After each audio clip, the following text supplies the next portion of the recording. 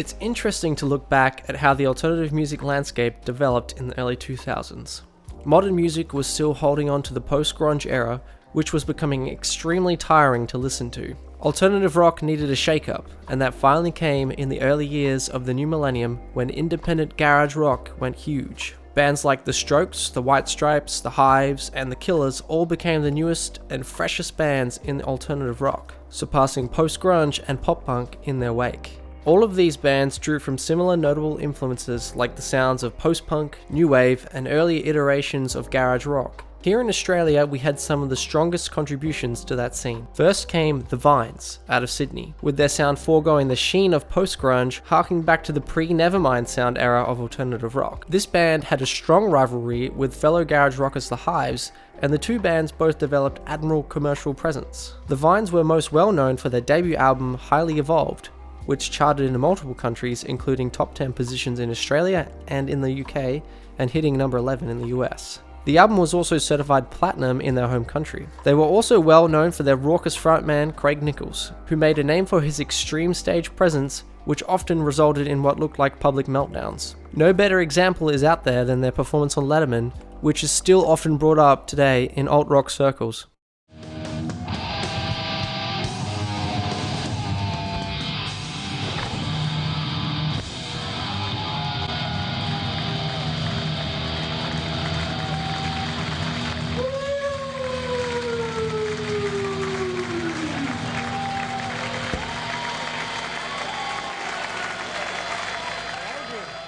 In years that followed, Melbourne-based indie rock band Jet shot onto the top of the mainstream charts with their debut album Get Born and lead single Are You Gonna Be My Girl. Their sound drew from influences such as Iggy Pop, the Rolling Stones, and the Beatles. The lead single became a cultural phenomenon, being used in films and advertisements in the early 2000s. The album charted well around the world and hit number 1 in Australia, being certified 8 times platinum. They quickly became rock stars overnight, sweeping the ARIAs of 2003 and touring the world. Then later on down the track came Wolfmother. Similar to Jet, they played rock music inspired by the past, but this time by more psychedelic and hard rock, citing Led Zeppelin as a heavy influence. Wolfmother's debut EP found fleeting success in Australia, but when they released their debut LP, they took the world by storm. The album went 5 times platinum in Australia, reaching 3 on the ARIA charts, and also made appearances in charts around the world, including the UK and the US. The band made 6 appearances in Triple J's Hottest 100 of 2005, a record held to this day,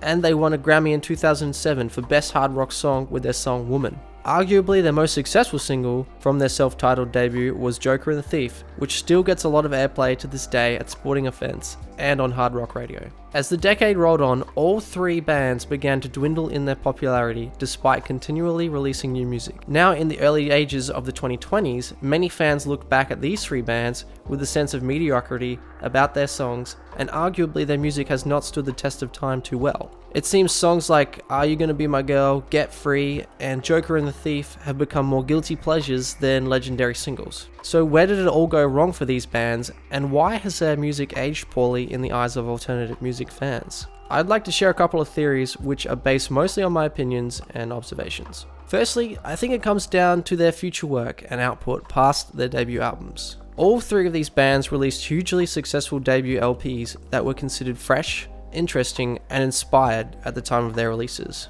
I know I thought this about all of them when I first heard their songs, though all of the band's following records had nowhere near the success of their debuts. You could argue that this was because the albums were not as good, and it showed they weren't as musically inspired as their first albums hinted at, or what I think was an even greater issue was that they all released sophomore albums that were more or less the same as their debuts. Now this can work for some artists. I mean, look at AC/DC. I don't know how many albums they have released now, but they all sound very similar and no fans are complaining. For whatever reason though, fans of this 2000s indie rock scene wanted more than just dead-on sequels to their originals. I think fans wanted progression and new ideas.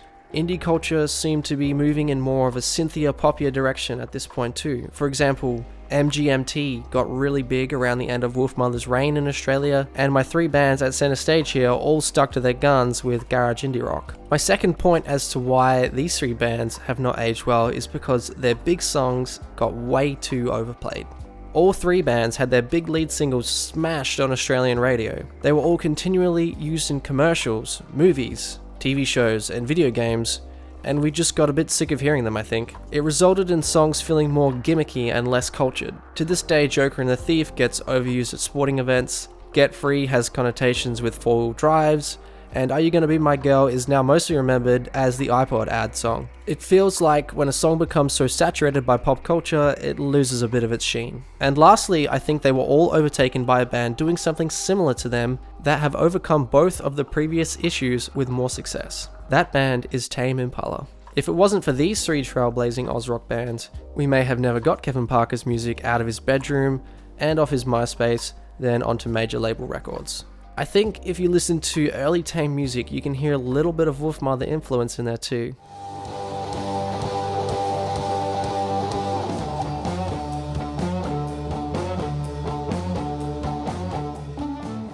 I know Kevin and Wolfmother had similar influences like Cream and Led Zeppelin, but I do remember when Wolfmother got so big, everyone was trying to copy them in local music scenes. Wolfmother's label Modular were also keen to find the next big psych rock or classic rock band to emulate the Sydney band's success. This is probably the big reason why they scouted out Kevin's project on MySpace and signed him to their label. It definitely paid off, and Tame have arguably become even bigger than all these bands combined, and their legacy is building. So why have Tame become more respected presently and Jet, The Vines and Wolfmother all floundered? Well, I think if we look back at my first reason for the three indie rock bands' downfalls, you see that Tame have tried to overcome this. Each new album is a fresh idea and a different experiment. Yes, it has meant that some fans of their initial music have become dissatisfied with their direction, but sometimes you have to take out a few to reach a bigger crowd. And I'm not saying that Tame have sold out, because I don't think they have at all. I don't think you could argue that their albums have followed popular sounds when they were released. Kevin's ideas have seemed pretty fresh each time to me,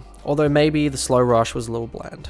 But delving into that is a whole other video. I think it's more of a case of attention coming to them instead of seeking it. Tame Impala have also overcome the gimmicky side of having a commercially successful rock song. I think when their song Elephant came out and was used on car ads a bit, I was thinking that Tame were reaching their peak.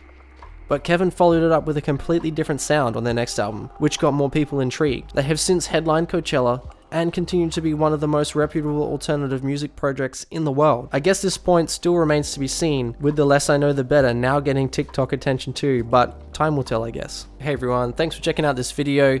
My name's Liam, and if you like this video and maybe some of the others on my channel too, please subscribe and check out all the other videos on there. See ya.